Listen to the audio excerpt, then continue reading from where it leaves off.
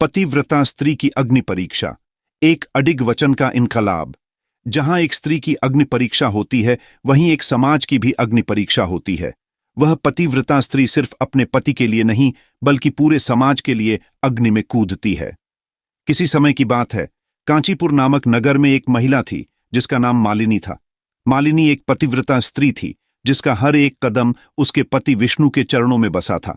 वह न सिर्फ आदर्श पत्नी थी, बल्कि उसकी आंखों में एक ऐसी शांति और विश्वास था जिसे देखकर हर कोई हैरान रह जाता। विष्णु, जो नगर के प्रमुख व्यापारी थे, दिन रात अपने व्यापार में व्यस्त रहते थे।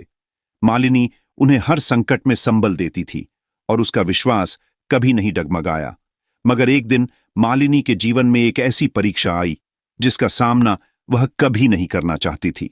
एक दिन विष्णु व्यापारी यात्रा पर निकलते हैं और महीनों तक उनका कोई अता पता नहीं चलता। नगर वाले कहते हैं कि शायद उनका व्यापार बहुत बढ़ा है या फिर वह कहीं दूर चल बसे हैं। मालिनी को चिंता और हताशा घेरने लगी, लेकिन उसने खुद को संभालते हुए एक वचन लिया।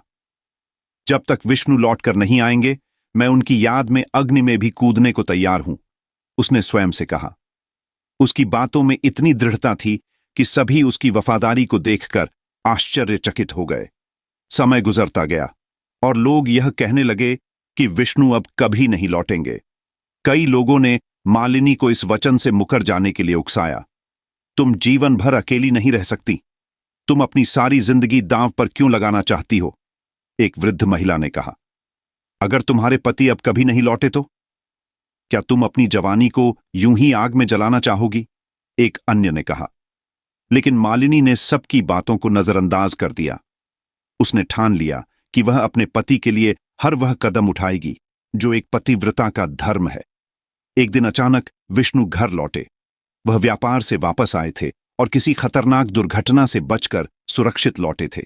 उन्होंने देखा कि मालिनी लगातार वचन निभाने के लिए खुद को अग्नि में झोंकने का विचार कर चुकी थी। क्या तुम सच में इस अग्नि परीक्षा में कूदने वाली हो? विष्णु ने चौंकते हुए पूछा। मालिनी ने शांत भाव से कहा, हां, यह मेरा वचन है और मैंने इसे निभाने का संकल्प लिया था।